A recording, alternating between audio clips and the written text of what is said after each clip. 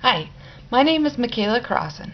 For my 10-minute presentation for Ethics in the Media, I wanted to compare how different networks are telling the story of Obama's campaign to get people to kind of notice the cuts that the sequester will have to force in America if it goes through on Friday.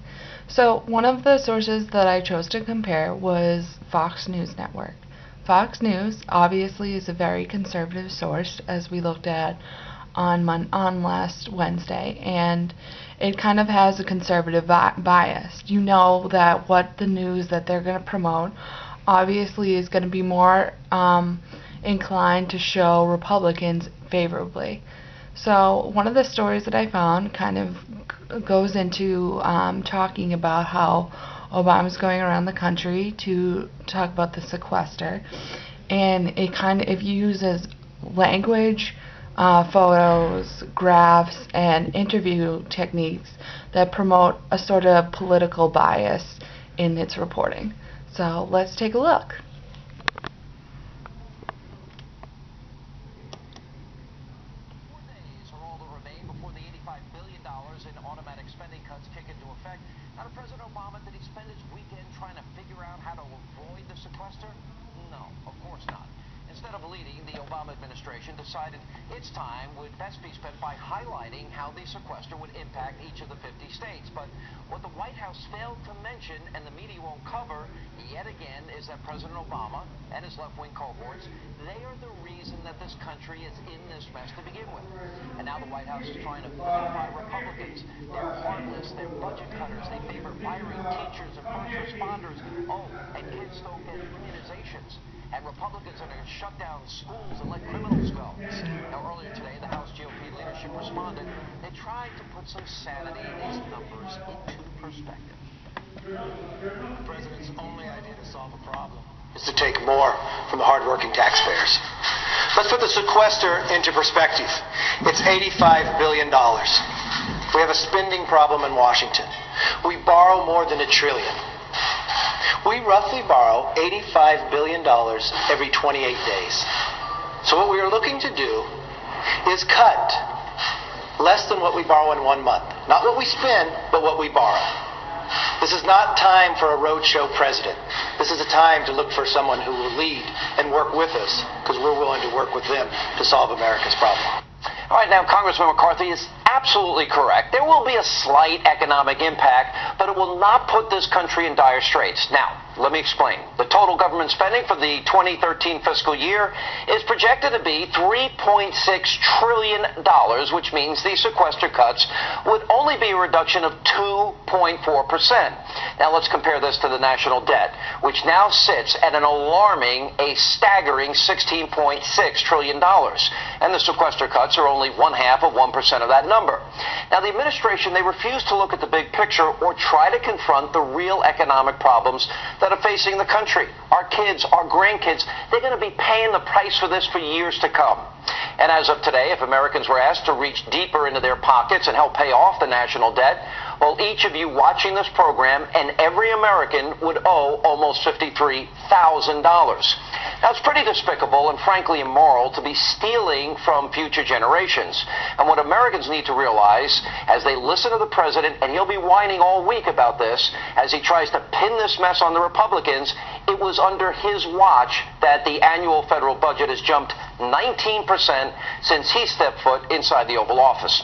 And joining me now to talk about what lies ahead before the sequester deadline strikes midnight on Friday, Democratic New York Congressman Gregory Meeks and also Republican Congressman Jeb Hensarling. He is with Texas. Congressman Meeks, do you care about children? Oh, I love children. You love children? I love children. I have 2 kids. I might even be a grandpa 3. one day at the rate I'm going, many years down the line, of course. You care? We borrow as a country, Congressman, 46 cents of every dollar you guys are spending in Washington. 46 cents of every dollar we spend, we borrow. $16.5 trillion in debt. And don't you think there's something immoral about stealing from those kids? Because they're going to be the ones paying that back. Is that wrong? Well, no, is that wrong? Listen. Number one, when the Republicans were in control, that's when we had all of this. No. Is that wrong? I'm looking at today. Forget about is that wrong to steal from our kids' piggy banks? I'm asking. We're not stealing from the kids' piggy bank. What we're saying is, we got into a couple of wars that we shouldn't have been in, and we had to pay for those wars. No. And now, Obama gave us $6 trillion in debt. You're not getting away with this, Congressman. So what we need to do, Sean, what we need to do is to make sure that everybody in America has their fair share. Yeah, I can finish your sentence for you. So That's we need to. I'm as a Democrat. Do we need to cut some spending? Absolutely. Yeah. But do we need to raise some revenue? Absolutely. That's fair. So 76. There's a new poll. 76% of Americans, Democrats and Republicans, agree with that. Yeah. Okay. Now let me ask you, Congressman Hensarling, because this is important. Because Congressman Meeks wouldn't answer. Is it immoral and wrong to steal this money from future generations? Your take. We have over $1 trillion in debt every year. Listen, absolutely. I've got a 9-year-old son. My daughter's turning 11 on Thursday. And you've nailed it. This is not just an economic question. It is a moral question. It is a question of generational theft. You know, Sean, at what point do you quit spending money you don't have? If we continue on this trajectory, the one that the president and Democrats have put us on, our children are going to be competing for fewer jobs with shrinking paychecks, living in smaller, older homes, and they're going to be confined to small, timid dreams. We're on the verge of being the first generation in America's history to leave the next generation with less freedom, fewer opportunities, and a lower standard of living, and that's frankly immoral. Well, George Bush did give us $4 trillion in debt. Alright, so sorry about the late cutoff there, and also about the sound difficulties. We had a little problems there, but that video, I think, accurately kind of displays some of the political bias that is involved with Fox News reporting. Obviously, the way he introduced the speaker, Obama, talking in a very condescending voice.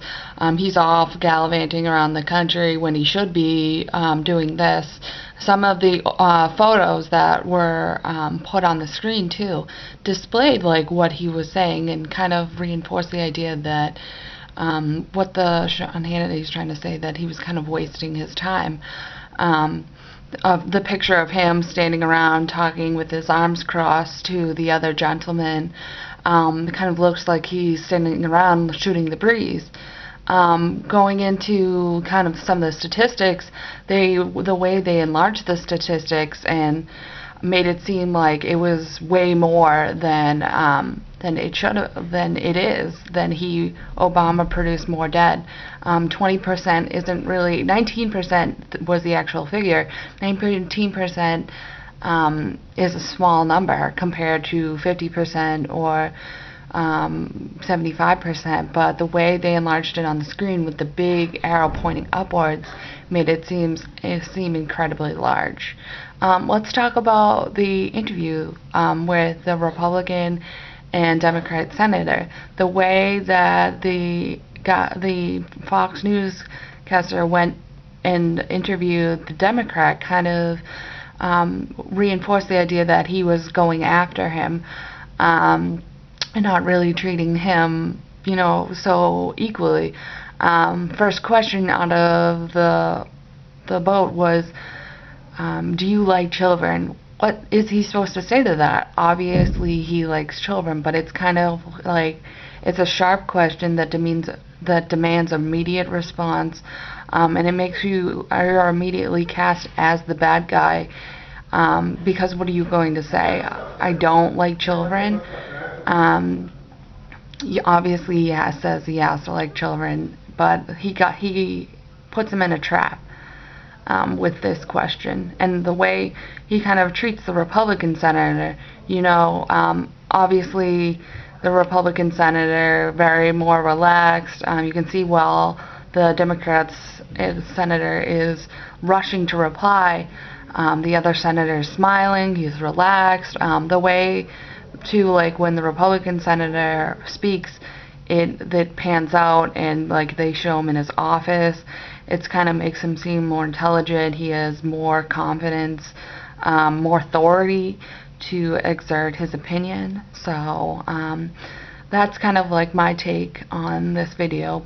There's a lot of things that had elements of political bias. So I thought that we would take a look at how another network covered Obama's story. And again, I'm sorry, a little bit of the video went into the interview, but I thought that the interview displayed so well how the techniques that we learned in class about Fox News, it displayed some of those techniques so well that I could not help but use them.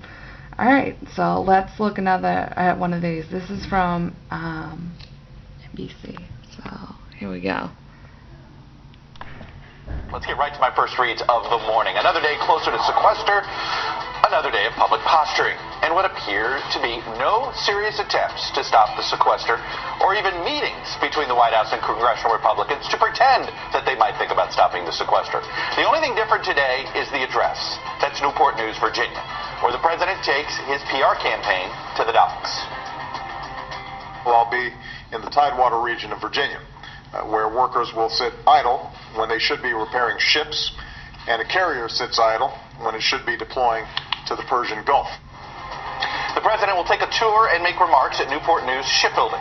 It's Virginia's largest industrial employer, to, according to the White House, highlight the devastating impact that the sequester will have on jobs and middle-class families if congressional Republicans fail to compromise.